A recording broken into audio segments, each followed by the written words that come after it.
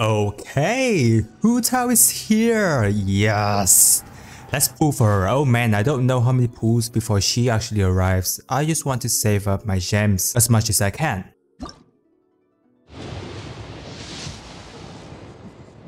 Oh, first try? Damn it, I thought it's going to be a few pulls so that I can do some dramatic reaction for my viewers. What is going on everyone? SuperaTom here, and our waifu has finally came home today. And guess what? She is actually more OP than I've ever expected just because of this dash and this super cute face. Oh my god, that's going to instantly annihilate anyone who sees it. Hopefully my good luck wish for you guys from my last video helped you on pulling her. If you missed the raid though, well, at least we tried, and that is all it matters. So today I want to share with you my honest guide to building Hu Tao. How do I mean by that is I want to show you the most accessible build by not using any 5-star supports, which is the build and team build that I actually use for myself because I can't show you anything outside of my own experience. I also want to keep things as straightforward and as short as possible so you can refer back to this video if you found it helpful. So without further ado, let's hop right into it. So before we hop into the build, there are a few important things you want to keep in mind about Hu Tao, guys, because she is a very special case. Number one is that her base attack stats is really low. So to compensate for that, her E skill will turn her attack into pyro damage while at the same time increase her attack based on her max HP. So what you want to focus on is her HP stats in this case.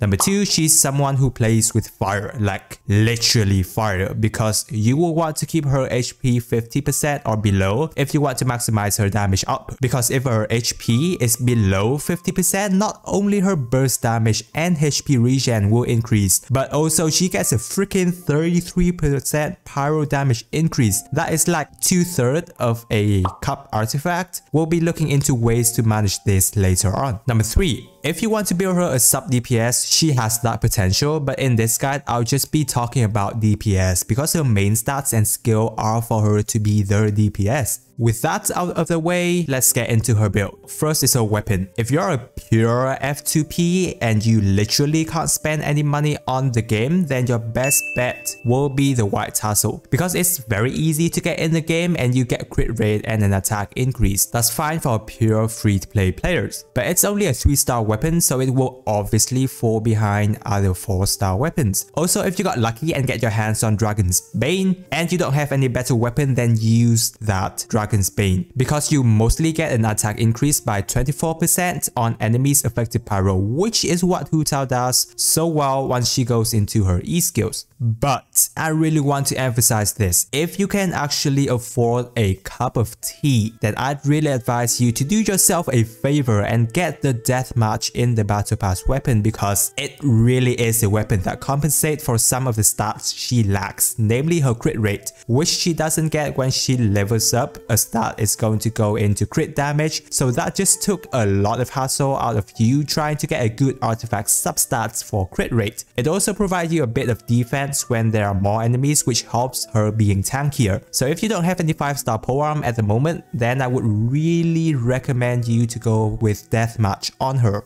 Now, here's the most important things about her build, which are the artifacts. Guys, the Crimson Witch 4-piece set is the only one you would want to go for her. I've seen other guides where they suggest you that 2-piece Crimson, 2-piece Gladiator, or 4-piece Lava Walker will also be potential on her. It's actually not. You'll be losing out on so much DPS, it's not even funny. Reading the set bonus on the Crimson Witch, I'm sure you guys has already known how good it is on her, so the only set you want to go on her is the Crimson Witch. As for the artifact stats, obviously the flowers and the wings are HP and attack respectively. Now the time capsule, you will want it to be HP because remember, the more HP Hu Tao has, the higher attack bonus she gets. Goblet, you will want pyro damage because that's the only piece where you get elemental damage on, so make use of that. And the circlet, you will want either crit damage or crit rate depending on which stats you're missing. I also tried a HP piece of circlet on her before, but I don't think it's worth having that much HP on her, as I am actually losing out on crit damage bonuses. For substats, normally you'd want to have crit damage or crit rate obviously, but the next important stat I say is energy recharge. You will want to have her at least around 100% energy recharge because you will actually need that healing from her burst at times, so it's always good to have that backup energy recharge. For her talents, obviously you want to level up her as high as possible, but if you're lacking resources, which every of us does at times, then level up all the talents to level 6, and then from there you want to focus on her E skills and burst talent first before leveling up the normal attack, as the benefit you get from that will be greater. Now, I'm sure many of you wouldn't go for Constellation, but if you do,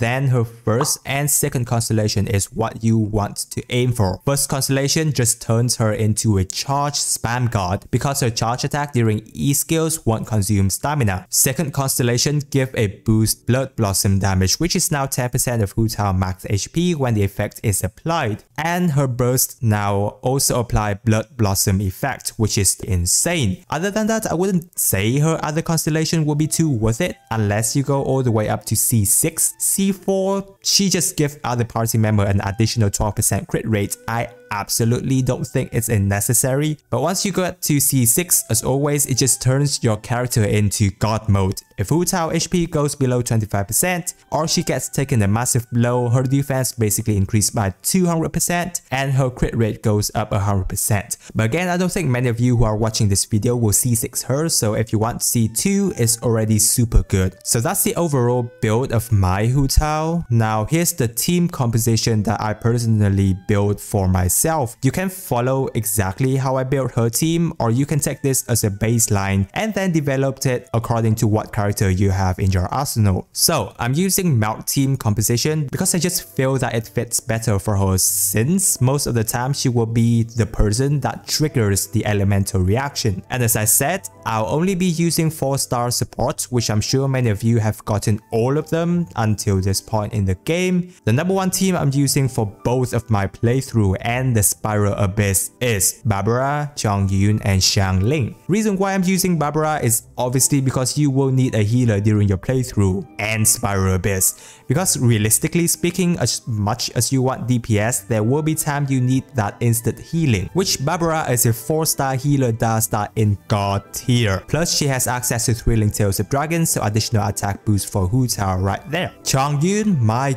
god, is he really good with Hu Tao. His E skill cooldown time is just so fast that he'll be able to set up the frost field most of the time. And yes, even though Hu Tao E skills doesn't get overridden into cryo damage, which at first may seem to be harder to sustain melt composition, but what you can do is once Chongyun set up the frost field, before hopping into her E skill, you can dish out some normal attack to apply cryo damage and then go into her E skill. Also, I'd recommend you guys trying to get him to C2 because you get cooldown reduction. So now you won't have to wait as long for Hu Tao to get her E skill again. A very wow all-around support for this team in my opinion. Lastly is Xiangling. We all know Xiangling is a super good support, so I'm having her for Pyro Resonance. But you may be wondering why I'm not using Bennett in this case, and it's because I just got her to C6 yesterday, which gave Hu Tao an additional 15% Pyro boost during Pyronado of Xiangling, so that's why I want to test her out right now. So that's the main team I personally used. Alternatively, if you like to have a shield in your team, what you can run with is Diona, Chongyun, and Bennett. Diona and Bennett both have healing for Hu Tao, so that's super good. And then we have Diona for shields, but also Cryo Resonance, giving Hu Tao an extra 15% crit rate for cryo affected enemies, which I think is also a very good team alternative if you've got Diona and Bennett ready to go. Okay, so how I approach the match is usually first I start out with Chongyun setting up the frost field, and then Barbara setting up her E skill as well as the attack buff from Thrilling Tales of Dragons, and after that is Hu Tao with her E skill to start killing it. After her E skill ends, it's usually when Chongyun E cooldown actually ends, so I can either switch to him to set up the frost field again, or I'll go to Xiangling to use her elemental burst support, then set the cycle over and over again. It's pretty simple in my opinion. What you do want to keep in mind again is to have Hu Tao HP roughly around 45% for additional 33% pyro damage as well as more damage when popping her burst. This takes a bit of practice with her to get used to, but I'm sure you guys got it.